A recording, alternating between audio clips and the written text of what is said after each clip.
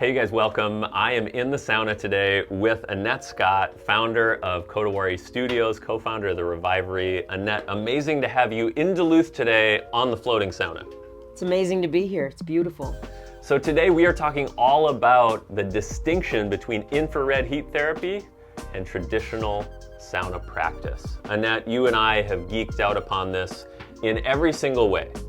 Let's start with science. Let's start with the science because people want to know that, hey, what's the deal? What's healthier for me? What's the science say?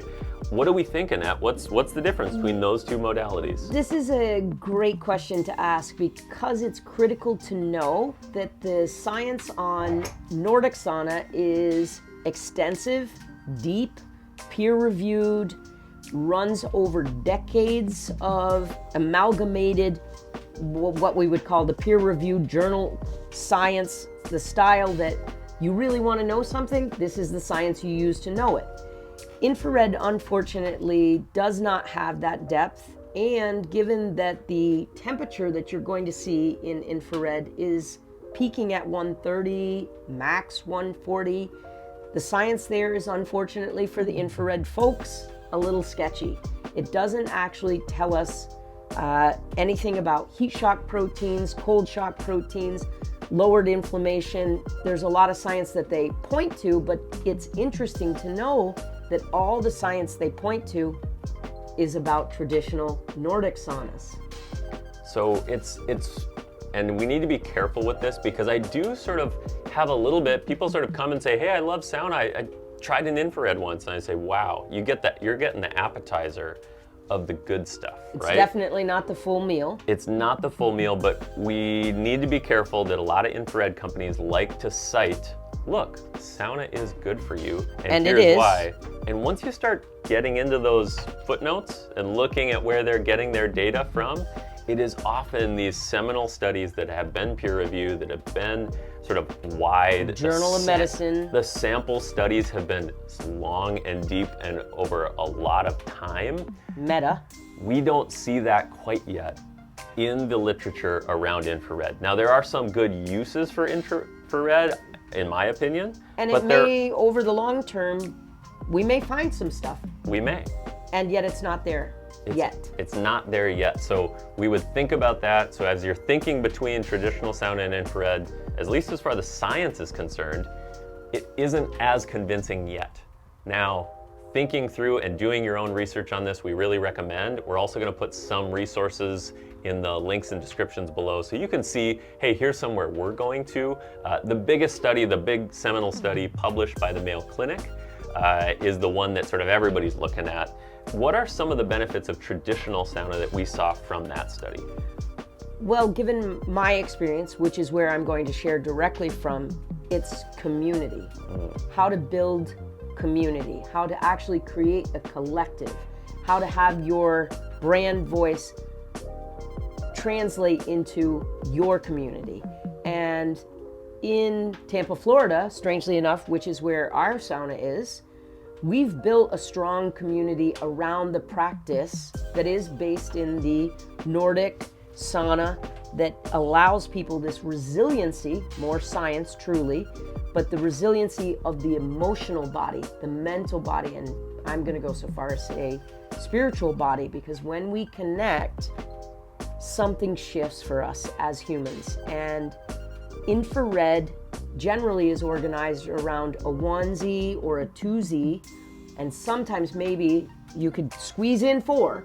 If you were really after it, you can squeeze in 4, and yet this is still not the communal experience that a Nordic sauna can afford us.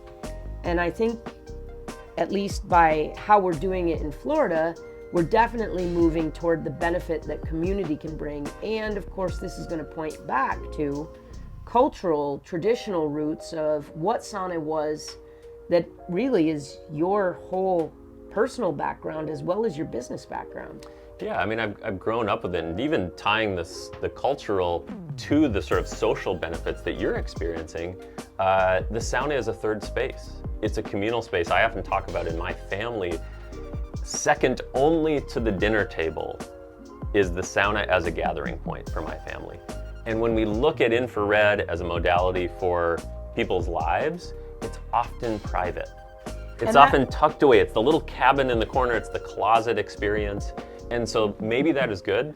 Maybe some Americans, North Americans, Westerners really do like that sort of like private moment. Yeah. But we're losing something. We're missing something. And I want to say that there is clearly a time and a space for personal reflection, alone time that feeds you, and yet community, family, gathering, friendship, it's an invaluable aspect to our growth as humans. And I believe that Nordic sauna, traditional sauna, is really where it's found. And I want to share that opportunity to understand. I am going to share my understanding, my experience, the pitfalls I've had, because I actually started with infrared and found it to be woefully lacking for what I wanted to ultimately create for my community. And so I graduated, and that's literally how it feels. I started here, didn't quite cut the mustard, as they say, and then I moved into finding a way to get to where I wanted to go, which was a great ROI on a business investment, because I didn't get that from the infrared, because again, it was a onesie, a twosie. The drive of finding community, building friendships, building a collective, it's such a low barrier to entry. There's so many benefits that for my business, even if that wasn't the singular, like let's say you're like, I want to build health more than I want to build wealth. I would say, why not do both? And you can. And the way into that is not into infrared, but rather into a traditional setting, Nordic sauna. And you know, obviously I'm here with you because you built mine and it's extraordinary. And I want to tell the world, you can get one for yourself if you want. Oh, shucks. Now, on the cultural side, you know, whether they build with us or somebody else, I do want to unpack this sort of cultural component too, which we sort of skirted around. Let's get geeky like people do about food for a minute. You know, you love wine, right? And your love and understanding of wine as a sommelier is sommelier way up here, and you notice nuance, right? I think about heat like people think about wine. There is a actual quality measure around heat and the experience of sauna when you get to be in it that I think is often missed, especially in infrared, where they're using S-A-U-N-A, sauna, as a term to put on it because there's warmth in that room. Mm-hmm. But it's a lot like microwavable food. It's calories, but it might not be the best thing for you. It's good in a pinch, maybe. And we just sort of care so deeply about also inviting people into quality experience. When you've removed thermal mass, when you've removed the ability to throw water on the stone to create humidity, you've removed key ingredients from the meal that, dare I say it, doesn't become that same meal anymore. It's something totally different on the menu. It leaves me not satiated. It's lacking. Mm-hmm. And so if we continue with the metaphor of food, we want to show you how to set the table, and that the content of the meal is extraordinary, and the actual experience of having the meal brings you back again and again and again to the same table for the same reason, that it's fulfilling, purposeful, meaningful, and makes you money.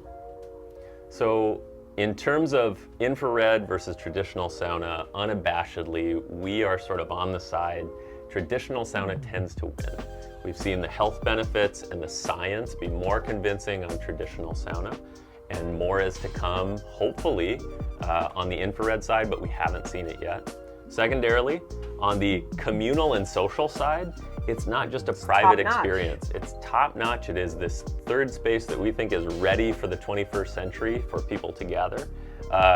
Geeky food analogies right in play. We think it's a higher quality experience. And jumping back to the sort of science of it, even the sort of health of getting to the temperatures where you say you're unsatisfied, it tops out and you're wanting more. Yeah, you're like, I'm not hot yet. Exactly. I'm actually not really that hot. And for those business owners who are also watching us, we see a ton of opportunity in the experience of having a sauna that is more traditional, that is larger, that is communal in nature, that is quality, if you're gonna keep coming back. If you just wanna be the fad that's cool for the next few years, absolutely do the cheap, convenient thing, and then that will pass, and the new wellness thing will be there behind it. If you wanna serve a community for decades, look at some more specific, thoughtful, and traditional methods of heating and sauna practice. Annette, what an honor to have you in Duluth today on the floating sauna. You guys go check out Kodawari Studios in Tampa and the up-and-coming Revivery studios that are going to be spreading all around the United States. We can't wait to tell you more on that. I think, Annette, we better continue to sauna. It's getting warm in here. We should enjoy it. We're going to go jump in the cold water. That's what's happening. All right, we'll see you guys soon.